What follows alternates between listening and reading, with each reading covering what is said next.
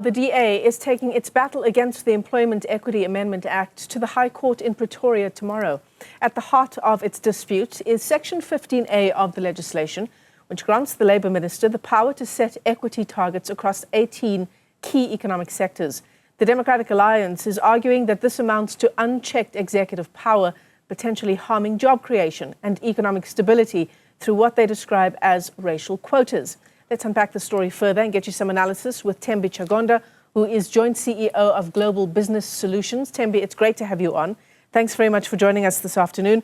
Is it a fair statement to say that broad-based black economic empowerment has not had the desired impact of employing more black people across South Africa over the past 25 years? Thank you, Michelle.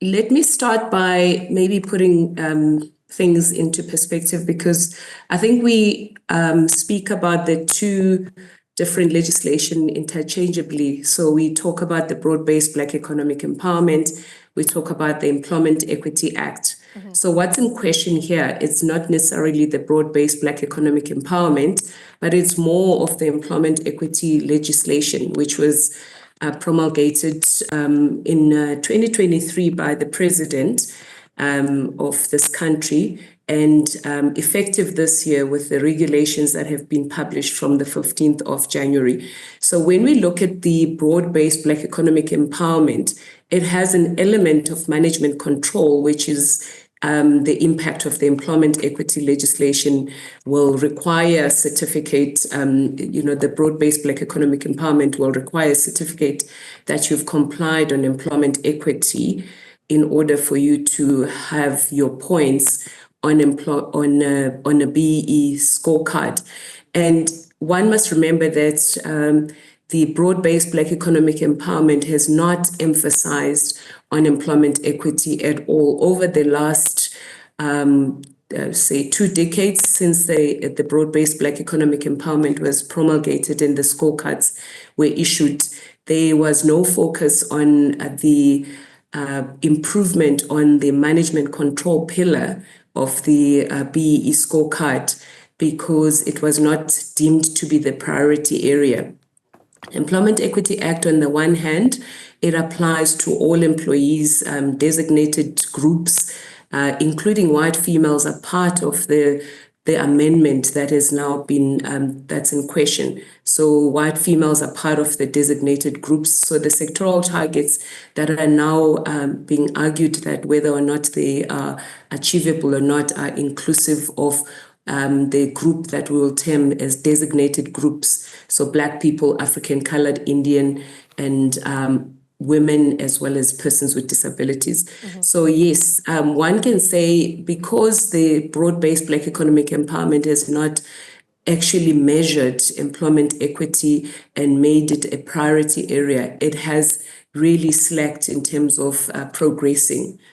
So I think I just need to put that up front first. Yeah, thank you. And I think that's an incredibly important distinction to make. So essentially, for the first time now, employers, designated employers, will be required to comply. So this is no longer a choice. This is mandatory employment equity targets.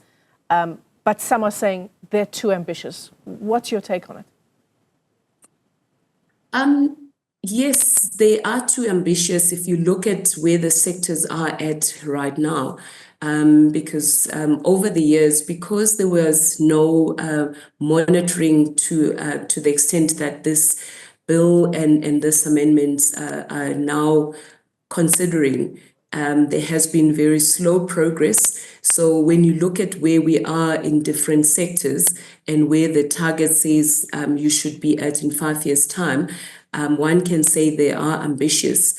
But I think the aim is not necessarily to probably achieve everything all in 5 years, because it's taken already over 3 decades to get to be where we are with the slight progress that we have. But I think what these changes are doing, they are actually putting more emphasis in terms of monitoring, which has been lacking for quite some time. And yes, I do agree that they would be ambitious, particularly for the technical sectors like your construction sector. The financial sector as well has increased their targets from the previous one that were issued previously. So we definitely are going to struggle as business, but I think it's a starting point. One has to focus on what can be done to improve, because there have been no improvement in the past.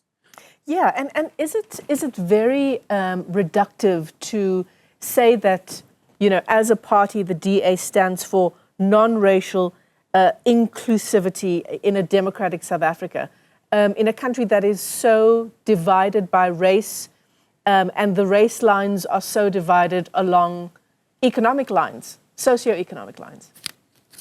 Yeah.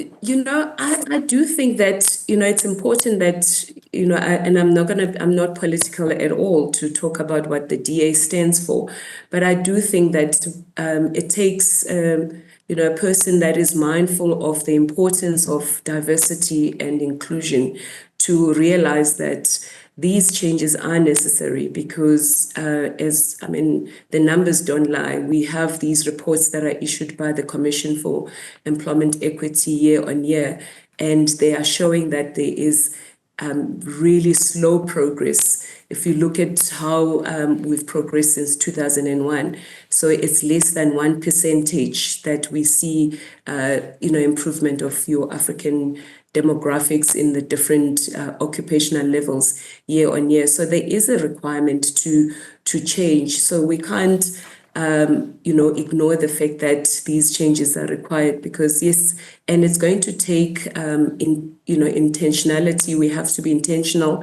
about how we promote the diversity and how we promote the inclusion. And it's going to take the numbers, or rather the targets that are being set out for the organizations to implement in order to achieve where we want to be. Because yes, we are definitely a divided society in terms of the racial lines, and it still stems from the past. And in order to improve that, there are some measures that are required, but they must be done in a manner that is promoting respect and dignity of all. Right. And I don't believe that these changes that they will actually exclude individuals that believe that they are excluded. But it's how you implement it that is going to be critical going forward. And I mean, one of the key arguments from the DA is that it's not the job of government to create jobs, that is up to the private sector, but really the job of government is to create an enabling environment. And in terms of getting our electricity back online, and race-driven laws, the DA says these are the two factors: not having a reliable source of electricity, and race-based laws. These are the things that drive away investment, which we know we need in our country to create jobs. Is that a fair statement, would you say, Thembi? I think to some extent it is fair. It is correct that business has to create jobs, and it is the business that creates jobs.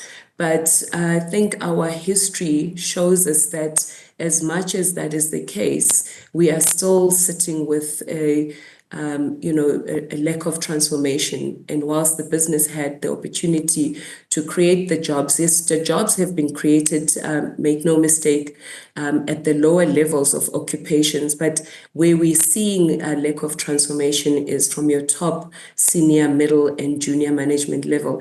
Unless you have a legislative framework that's going to guide that to happen, I don't believe that is going to happen. I think we always look for the loopholes as people. So and it's been like that for the past 2 decades. And I think it is necessary that there has to be some measure that the government puts in place, and of course, but it must be done in a manner that the business is able to appoint the people that they need to appoint when they need to appoint, and also where we need skills. If there are no skills, we need to then find ways of how do we develop those skills and create opportunities for those individuals that need to be represented. So I absolutely agree that it is the business prerogative to appoint whom they want to appoint. But we do know that if you are not in business, you don't own a business, you will not get the opportunity unless there's also, either a stick or a carrot that is put in front of business to be encouraged to promote a more diverse and an inclusive work environment. And that hasn't really happened as well as it should have been. And that's why we are finding ourselves where we are right now. Thembi Chagonda, let me thank you for your perspective this afternoon. Thembi is joint CEO of Global Business Solutions. As we continue to track this story, the DA has just held a press briefing around its approach to the High Court tomorrow. It's taking the Minister of Employment and Labour to court to challenge the Employment Equity Act.